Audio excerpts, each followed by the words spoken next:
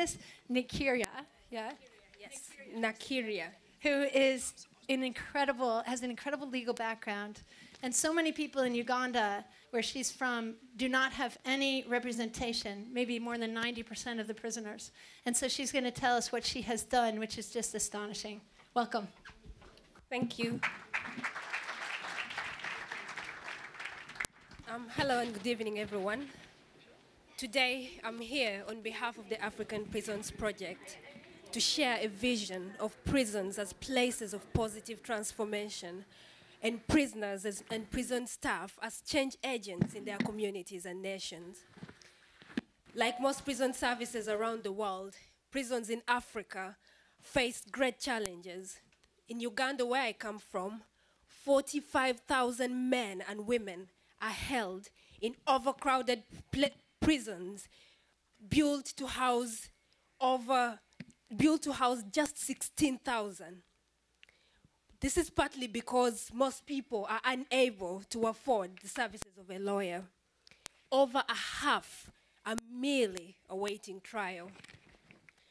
Can I just get someone to help me with? I know I was born in the technology era, but this sometimes bullies me a lot.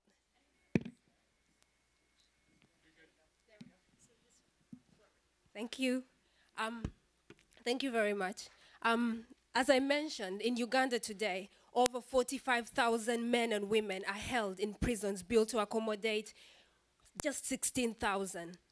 Most people are unable to afford the services of a lawyer. Today, I'm here to share with you how our solution, with its proven record of success, can serve as a model for the world to transform its prisons into incubators of true, positive, and lasting reform. For example, Susan is one of our students supported by the African Prisons Project to study law. She was the lead petitioner in a 2009 landmark case that led to the abolition of the mandatory death penalty in Uganda. She has become a leader of reform and rehabilitation in her prisons. Her fellow inmates rely on her for legal guidance and support, and she aspires to promote the rights of women upon her release. Otim is a prison officer trained by the African Prisons Project as a prison human rights advocate, providing basic legal advice and support and liaising on behalf of our inmates who are unable to afford the services of a lawyer. With their support, 1,300 inmates have been released who had been awaiting trial for a very long period of time. Moses is an ex-inmate and a recent graduate of law. He is serving as a member of the unit disciplinary court in the army. Our students have made significant impact. They have supported and provided legal counsel to 638 people. With the support of the University of London, law firms, and the judiciary, we are making significant widespread impact. Today, we ask you for three things. First, we ask that you invite us to your countries to train and equip change makers and future leaders in your prisons.